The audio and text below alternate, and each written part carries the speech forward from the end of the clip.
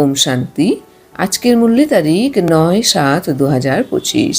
বাবা বলেন, নিজেকে আত্মা নিশ্চয় করো।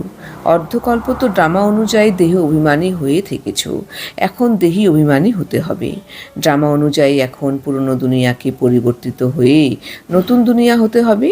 দুনিয়া তো একটাই, পুরনো দুনিয়া থেকে আবার নতুন হবে।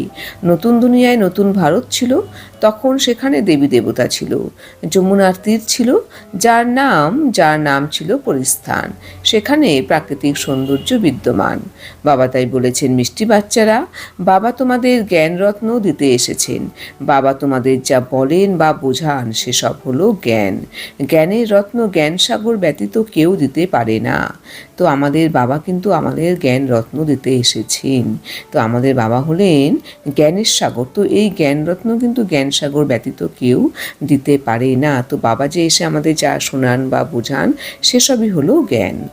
প্রশ্ন, আত্মার ভ্যালু কম হওয়ার মুখ্য কারণ কি? উত্তর, ভ্যালু কম হয় খাদ পড়ার জন্য, অর্থাৎ বিকারগ্রস্ত হওয়ার জন্য। যেমন সোনায় খাদ দিয়ে গহনা তৈরি করা হয়, তখন তার ভ্যালু কমে যায়। ঠিক তেমনি আত্মা হলো প্রকৃত সোনাসম। তাতে যখন অপবিত্রতার খাদ পড়ে তখন আত্মার ভ্যালু কম হয়ে যায়। এই সময় তমপ্রধান আত্মার কোনো ভ্যালু নেই, শরীরেরও কোনো ভ্যালু নেই। এখন তোমাদের আত্মা ও শরীর দুই স্মরণের দ্বারা ভ্যালুয়েবল হচ্ছে। তো বাবা আমাদের বলছেন যে আত্মার ভ্যালু কম হওয়ার মুখ্য কারণ হলো যে ভ্যালু যখন কম হয় খাদ পড়ার জন্য, অর্থাৎ বিকারগ্রস্ত হওয়ার জন্য। যেমন এক্সাম্পল দিয়ে বাবা আমাদের বুঝিয়ে বললেন যে সোনায় খাদ দিয়ে যখন গহনা তৈরি করা হয় তখন তার ভ্যালু কমে যায়।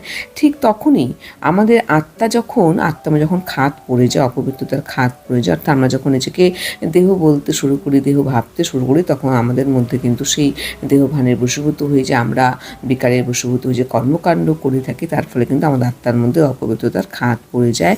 তখনই কিন্তু আত্মার ভ্যালু কম হয়ে যায়।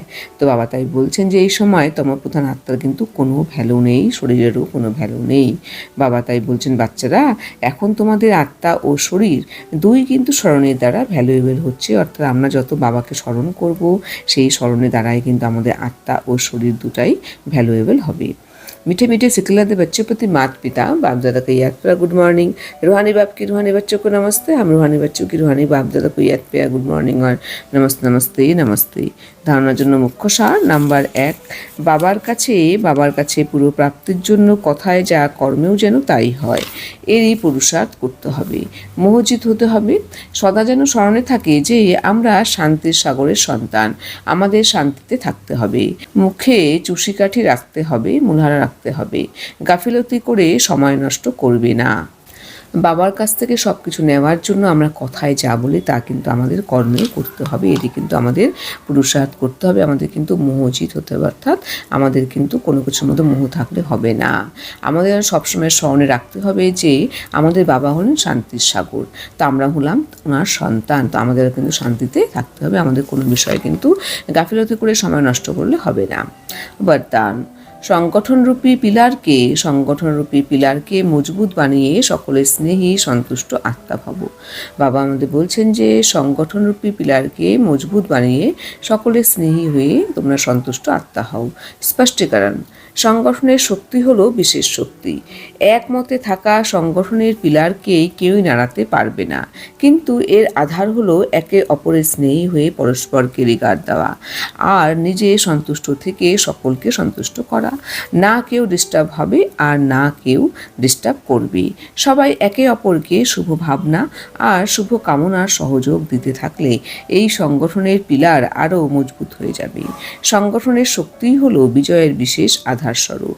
বাবা আমাদের বলছেন যে সংগঠনের শক্তি হলো বিশেষ শক্তি। আমরা যত একমত হয়ে থাকবো ততই কিন্তু আমাদের সংগঠনের পিলার কিন্তু মজবুত থাকবে, তখন কিন্তু সেটি কেউ নাড়াতে পারবে না।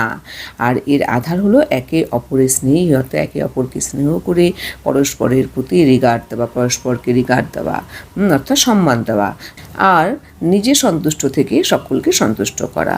না কেউ ডিস্টার্ব হবে আর না কেউ ডিস্টার্ব করবে।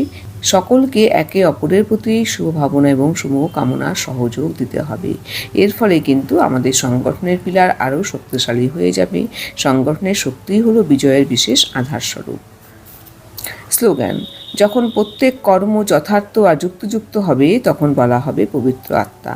যখন প্রত্যেকটি কর্ম সঠিক আর যুক্তিযুক্ত হবে তখনই কিন্তু সে আত্মাকে বলা হবে পবিত্র আত্মা। অর্থাৎ পবিত্র আত্মাই কিন্তু প্রত্যেকটি কর্ম সঠিক আর যুক্তিযুক্তভাবে করে। ওম শান্তি।